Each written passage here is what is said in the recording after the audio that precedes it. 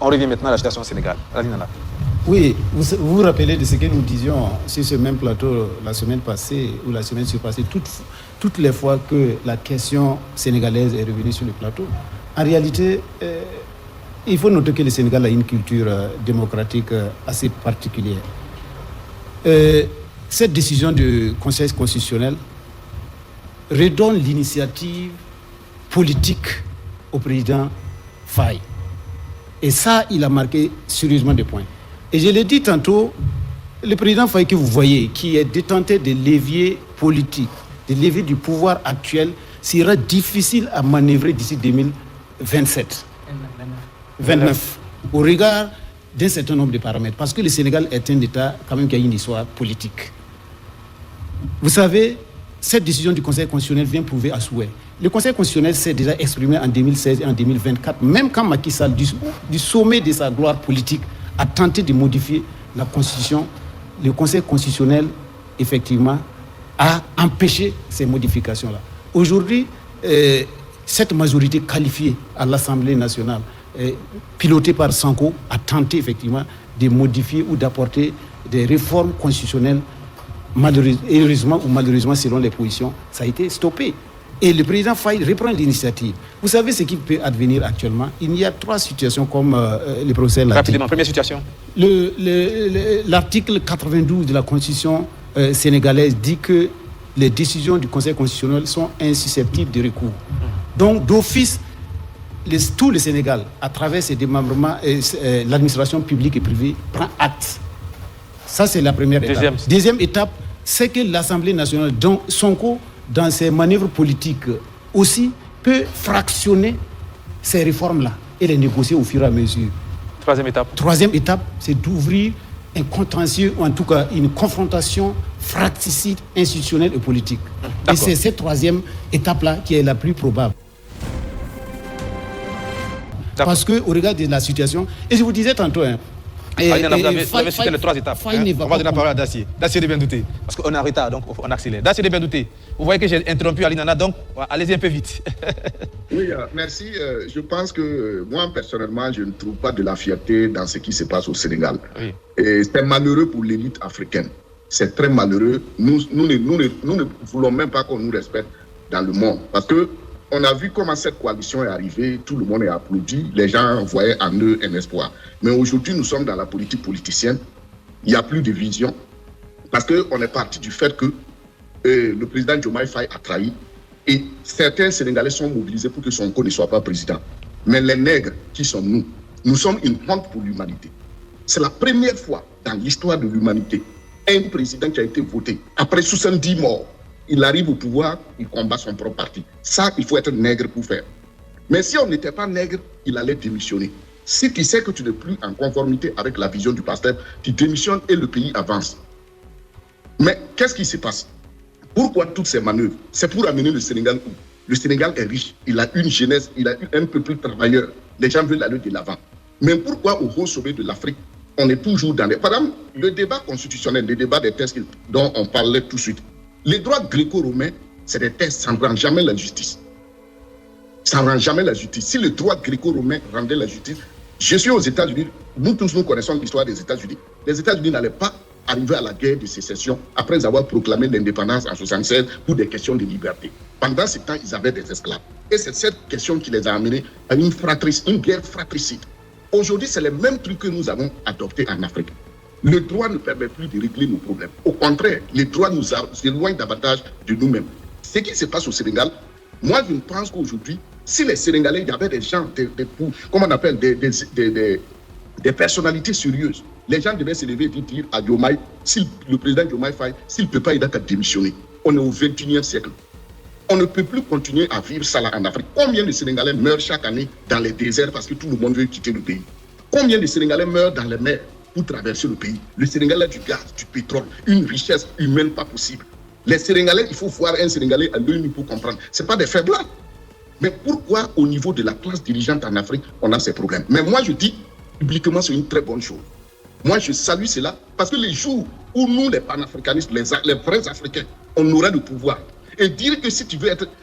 Dire que tout leader tout élite dans le pays doit jurer sur la terre. C'est lui qui va sortir dire qu'il est chrétien, qu'il est musulman. Il n'a qu'à se retirer des choses publiques. Vous voyez, c'est un musulman. Il rend visite à la communauté mouride, tout le monde est content, on dit non, le Sénégal. Il est allé à la Mecque. Quelqu'un qui va à la Mecque et il trahit. Il trahit son peuple publiquement. Au lieu de dire la vérité, tout le monde tourne. Et c'est la démocratie, c'est le débat démocrate. Mais c'est quelle éducation ils ont eue? Dacier de Bendouté. Je vais vous laisser. Dacier, je vais vous laisser continuer. Vous allez continuer tout à l'heure. Mais la trahison, ce n'est pas l'apanage des pratiquants des religions révélées. Les pratiquants des religions dites traditionnelles sont aussi dans ce phénomène de la trahison et les exemples sont légion. D'ailleurs, ceux qui ont vendu nos frères noirs au temps de l'esclavage, on en a parlé il y a 2 semaines. Les rois qui ont vendu leurs frères noirs pendant la traite négrière.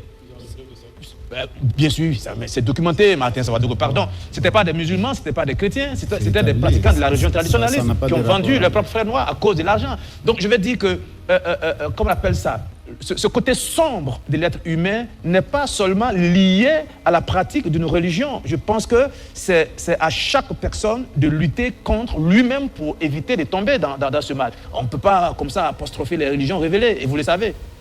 Mais continuons l'argumentaire. C'est pas que je les apostrophe, mais il y a un problème. Il y a un problème que vous renvoyez à tout moment. Aucun Africain, c'est ce que l'histoire veut nous raconter. C'est pourquoi j'ai pris l'histoire des États-Unis. Aucun Africain n'a vendu ses frères. Je dis bien aucun. Les historiens peuvent sortir, on va discuter. La question de l'esclavage a été quelque chose de très inhumain. Et que quand on en parle aujourd'hui, c'est les Européens eux-mêmes qui ne veulent pas qu'on en parle, mais ils veulent fabriquer une histoire pour dire que les Africains ont vendu leurs frères. Et c'est ce problème qui fait qu'aujourd'hui, dans la diaspora africaine, certains Africains de la diaspora pensent qu'effectivement, les Africains ont vendu leurs frères. Les Portugais, quand ils sont arrivés en Afrique, aucun test, je dis bien aucun test historique sur cette terre ne montre que quand les premiers Européens sont arrivés, il y avait des marchés d'esclaves déjà en Afrique. Aucun test historique ne montre que les Africains avaient des choses, vendaient les gens. Donc, quand je reviens sur les religions... Aucun test ne dit pas le contraire non plus, si on veut suivre votre argumentaire. Oui. Est-ce qu'il y a un test qui dit le contraire? C'est ceux-là qui se proclament que Dieu les a parlé, ils connaissent Dieu, l'humanisme, les vraies choses. Dacier, ce que je dis, c'est que... on ne va pas revenir sur le débat sur l'histoire de l'esclavage, on en a parlé dimanche, il y a 2 ou 3 semaines. Et l'historien qu'on a reçu, le Canadien sénégalais l'a dit, il y a une responsabilité manifeste parce qu'à un moment donné, si nous voulons avancer en tant que Noirs, en tant que peuple noir, il faut qu'on soit capable d'assumer la responsabilité, notre responsabilité dans certains faits historiques qui nous ont amenés à être parfois captifs ou à être en retard. Je ne crois pas que des Occidentaux soient venus comme ça en Afrique. Ils sont venus, ils sont rentrés dans les villages, ils ont attrapé tout le monde du jour au lendemain et puis ils sont partis avec eux. Il y a des responsabilités, il y a eu des comptoirs, il y a eu ce qu'on appelle la carrière de l'esclavage qui est partie des ventes de certains noirs aux blancs à travers des mécanismes mis en place par des Africains eux-mêmes. Si on n'est pas capable de l'accepter, on n'avance pas. Il faut qu'on soit capable de l'accepter, qu'on situe les responsabilités avant d'avancer. Bon, on va clore ce chapitre. Allons-y sur la situation au Sénégal. Je suis d'accord. Mais quand on entre dans l'analyse historique, c'est autre chose. Le procès de Nuremberg.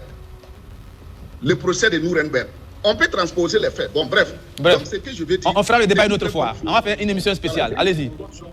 C'est une très bonne chose. Les jours où les vrais Africains auront le pouvoir, comme les nous autres, et on va dire que si tu veux être chef d'état-major général des armées, tu veux être ministre, tu dois jurer sur la terre de nos ancêtres de ne pas trahir ce pays. C'est là on attend de voir celui qui va dire qu'il est musulman ou les chrétiens. Mais Dacier, et nos aïeux qui n'avaient pas de religion et qui ont finalement trahi, comment on appelle ça? La religion n'existe pas. Tu peux appeler n'importe qui, aucune société n'a... Je vous pose la question. Non, Dacier de Bendouté. En fait, je vous mets en face de vos déclarations. Vous dites que le jour que les panafricanistes vont prendre le pouvoir, on va faire jurer sur la terre, on va mettre de côté les religions révélées. La question que je vous pose, nos aïeux qui ne connaissent pas ces religions révélées, qui vivaient bien, comment se fait-il que ces religions traditionnelles n'ont pas pu les sauver? Il y a eu un début. Ça veut dire que quelque part, il y a un problème. Il n'y a pas de problème. Si les dieux sont si forts pour nous coloniser, c'est qu'il y a un problème. Si les dieux sont si forts pour nous rendre esclavages, c'est qu'il y a un problème. Allons sur la situation au Sénégal. Parce qu'on ne va pas s'entendre sur ce débat-là. Oui, il faut restituer l'histoire. Les Juifs, c'est eux qui ont envoyé Jésus. Mais ce que Hitler les a fait, qui peut dire que c'est parce que Jésus n'est pas fort ou bien le judaïsme n'est pas fort? Allons-y. Donc, je dis que ce que je suis en train de dire, je suis en train de poser un problème. Parce qu'en Afrique, tout le monde sait que quand on se réfère à la tradition, tout le monde a peur. Si tu t'ennuies, tu meurs. Mais de l'autre côté, quand on jure sur les constitutions, parce que ce que je suis en train de dire, c'est pas que moi j'ai de la haine contre le Sénégal. C'est pour dire une vérité pour nous tous Africains noirs. Ça ne fait pas joli. À chaque fois, regardez actuellement, le professeur Soma est là, il peut revenir sur ça.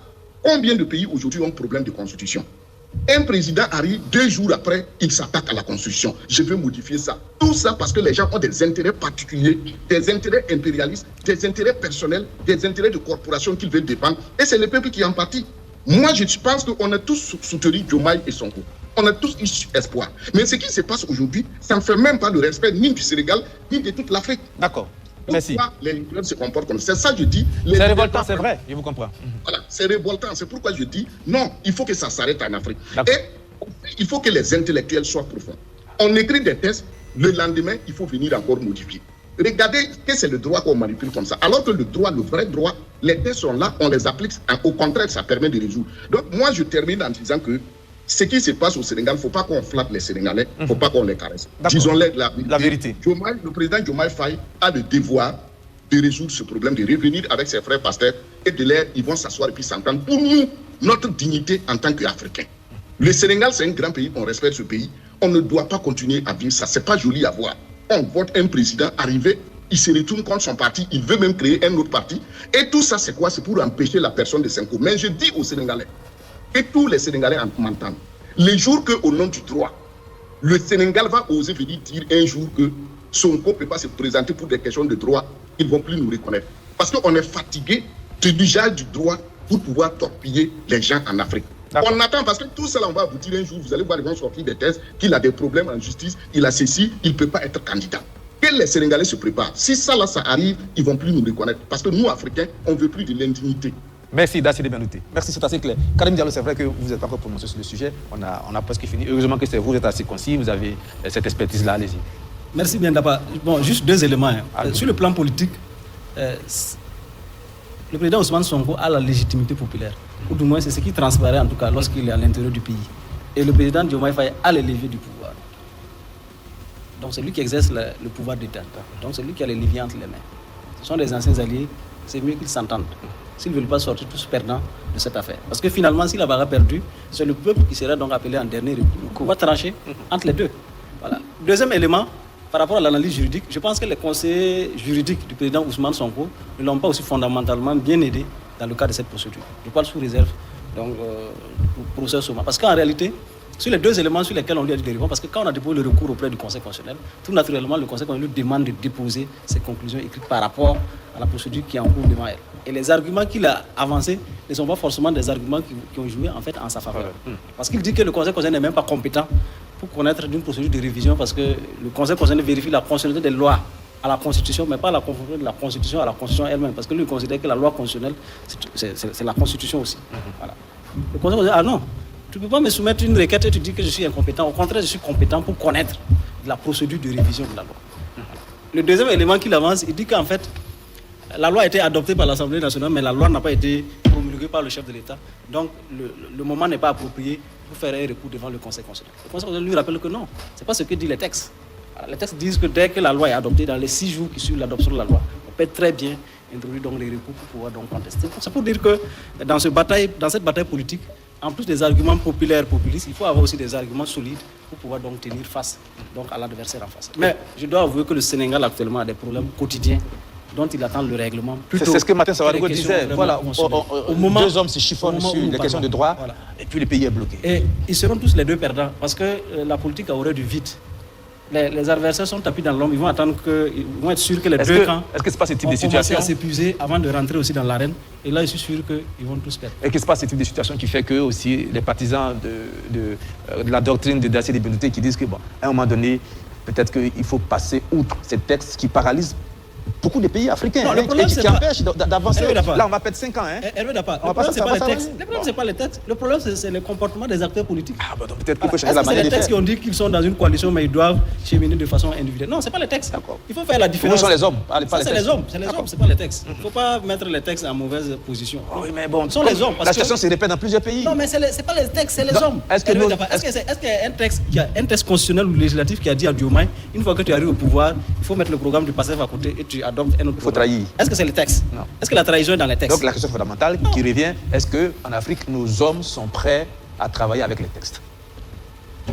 D'accord. Surtout prêts à travailler pour l'intérêt général et le bien commun et savoir être patient. Parce qu'aujourd'hui, le président Ousmane Sonko a sa main dans la gueule du loup. Il doit caresser le loup pour pouvoir retirer sa main et pouvoir répartir sur le niveau. D'accord, on va déjà parler, Mathieu, ça va dégoûter le sujet. On va peut-être une phrase seulement. Je vais dire simplement que je suis content que le professeur Soma ait à dire que au Burkina, on a un laboratoire qui peut travailler de façon endogène sur une constitution et avec du personnel de haut niveau. Au lieu, chaque fois, ou du moins souvent, de copier-coller. Voilà, importer des constitutionnalistes d'ailleurs pour venir nous fabriquer des textes qui, le plus souvent, ne sont pas en phase avec nos réalités. Et moi, je trouve que c'est dommage parce qu'on perd du temps et on s'éloigne des besoins des populations. Et là, c'est comme si on assistait à une confrontation entre deux personnes qui, au départ, étaient censées travailler main dans la main dans l'intérêt de leur pays. D'accord. Juste une seconde. Oui. Ce que le professeur Soma a dit est tellement pertinent. Les gens pensent que c'est en période électorale qu'on doit travailler sur les questions de constitution. Au contraire, les questions de constitution, ce sont des questions sur lesquelles vous travaillez en amont. Et dès que vous rentrez dans un cycle où on parle d'élection, vous les ressortez du frigo et vous les faites utiliser. Et si le Burkina n'avait pas traversé cette période qui est propice à cette révision fondamentale-là, ce n'était pas évident. C'est ça. D'accord, donc le laboratoire est là. Le problème au Burkina et en Afrique n'est pas lié au texte, à la qualité des textes. Nous avons les plus beaux textes. C'est la qualité des hommes. C'est la qualité des hommes et de l'offre politique. C'est les hommes qui font les textes aussi. Oui, mais de toute façon, on fait... Et les textes reflètent ce qu'ils l'ont fait. Non, les textes, que ça soit... en fait, ce qu'il faut noter, c'est qu'on ne peut plus rien inventer dans le monde. D'accord. Tout se transforme. On va terminer tout maintenant. Ce qu'on peut faire. On a dépassé 2 heures d'émission, on est très en retard. Voilà, le professeur Soma, regardez ça. Et, bon, c'est le débat et c'est ça qui fait aussi la beauté de cette émission. Le professeur Soma est là et Martin Souadrou l'a dit, le laboratoire est là. Si on veut tailler une constitution en tenant compte de nos réalités endogènes, je pense que j'ai l'habitude de le dire. Non, Ali Nana, on attend de finir. J'ai l'habitude de le dire qu'en termes de qualité des personnels humains, franchement, le Burkina Faso n'a pas envié à notre pays, que ce soit dans la sous-région, mais dans tout le continent, dans tous les secteurs. On a des gens d'un niveau très, très, très excellent qui ont pignon sur rue et au Burkina Faso et ailleurs, partout dans le monde. Et le professeur Soma en est l'un des exemples les plus avérés. Professeur Soma, là, on est en train de finir les différents scénarios. Selon vous, est-ce qu'on va assister, si la crise perdure, à un risque peut-être de shutdown, c'est-à-dire que l'Assemblée nationale, à un moment donné, refuse de voter le budget, ou bien vote le budget en faisant des amendements qui font qu'on peut faire des réformes? Est-ce que le président Diomaye Faye va être amené à dissoudre l'Assemblée nationale parce qu'il en a le pouvoir? Est-ce qu'à un moment donné, l'Assemblée nationale va refuser de voter le vote de confiance au Premier ministre? Quand vous faites l'observation je vais dire, judiciaire ou constitutionnelle, quelles sont vos analyses? On va faire un peu de prophétie comme la dernière fois. Comme on a en fin d'émission, j'aurais voulu réagir sur certaines questions, mais sur cette question précise, moi je pense que ce qui est plausible, c'est le référendum. C'est le référendum qui ne peut pas être bloqué. Tout le reste peut être bloqué. Et tout le reste amènera dans des difficultés, dans des débats juridiques qui n'ont pas fini. La seule chose que je vois venir, c'est le référendum. On demande au peuple de trancher. C'est ça. À l'initiative du président Faye.